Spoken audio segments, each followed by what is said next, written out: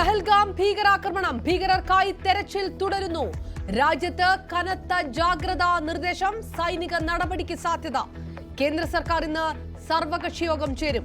കശ്മീരിൽ മുഖ്യമന്ത്രി ഒമർ അബ്ദുള്ളയുടെ നേതൃത്വത്തിലും യോഗം. ഭീകരാക്രമണത്തെ അപലപിച്ച് കാനഡയും.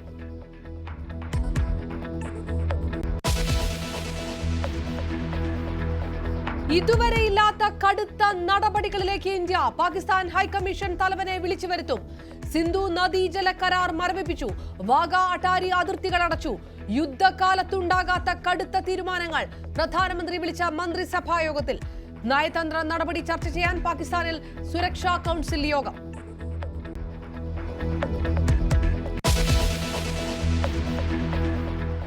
വിങ്ങലോടെ കൊച്ചിയും. പഹൽഗാമിൽ ഭീകരരുടെ കൂട്ടക്കുരുതിക്കിരയായ മലയാളി രാമചന്ദ്രന്റെ സംസ്കാരം നാളെ. മൃതദേഹം ഏറ്റുവാങ്ങി ബന്ധുക്കളും ജനപ്രതിനിധികളും.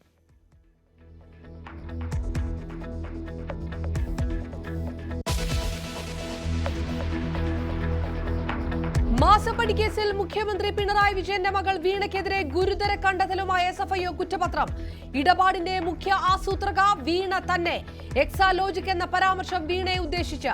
പ്രതിമാസം 5 ലക്ഷം CMRൽ നിന്ന് വീണയുടെ പേരിലെത്തി.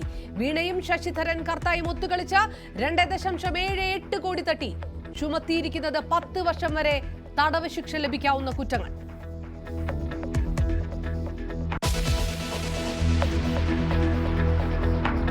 കോട്ടയം ഇരട്ടക്കൊലയുടെ കാരണം വ്യക്തമാക്കി പ്രതി അമിത് ഒറാങ്. ഗർഭകാലത്ത് ഭാര്യയെ പരിചരിക്കാൻ കൊല്ലപ്പെട്ട വിജയകുമാർ അനുവദിക്കാതിരുന്നത് പ്രതികാരമുണ്ടാക്കി. ഇന്നും തെളിവെടുപ്പ് തുടരും. അമിത് താമസിച്ച ലോഡ്ജിലും ജനൽ മുറിക്കാൻ ഉപകരണം വാങ്ങിയ സ്ഥാപനത്തിലും എത്തിക്കും.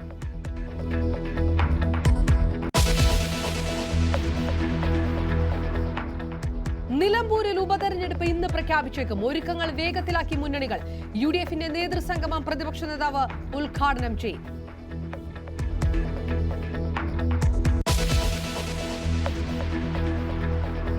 വിടവാങ്ങിയ പോപ്പ് ഫ്രാൻസിസിന്റെ സംസ്കാര ചടങ്ങുകൾ ശനിയാഴ്ച.